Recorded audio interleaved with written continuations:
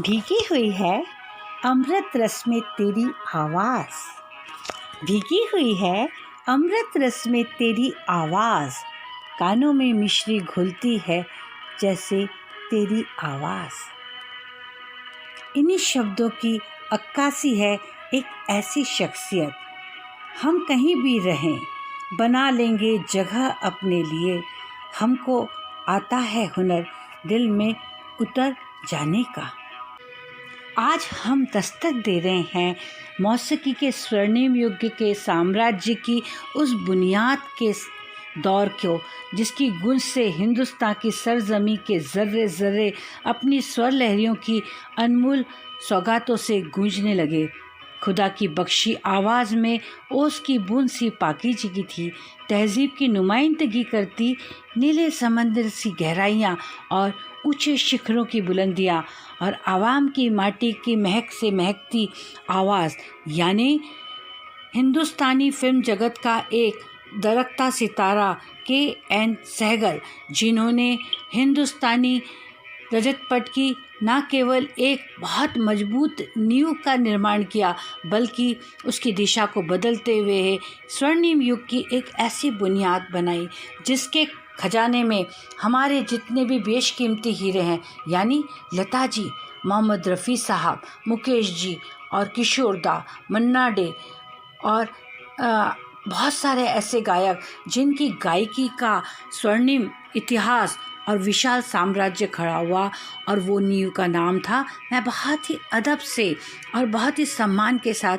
नाम लेना चाहूँगी हिंदुस्तानी फिल्म जगत के प्रथम सुपरस्टार यानी के.एन. सहगल साहब का। अनहद नाद की ईश्वरीय गूंज और उस शक्ति से उत्पन्न प्रतिध्वनि का अलौकिक संगम, जिसमें आरती, अरदास और अजान की रूहानी इबादत थी।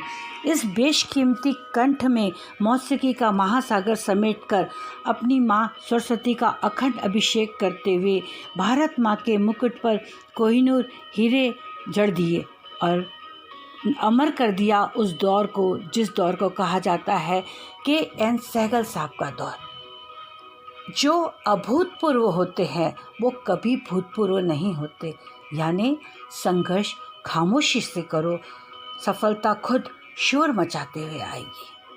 आज 18 जनवरी पुण्य स्मरण है सहगल साहब का, और सहगल साहब को अपने स्वरों से आदर के साथ अपनी स्वरांजलि दे रही हैं बहुत ही मधुर कंठ की स्वामिनी और बहुत ही सहज और सरल डॉक्टर रजनी मेहता।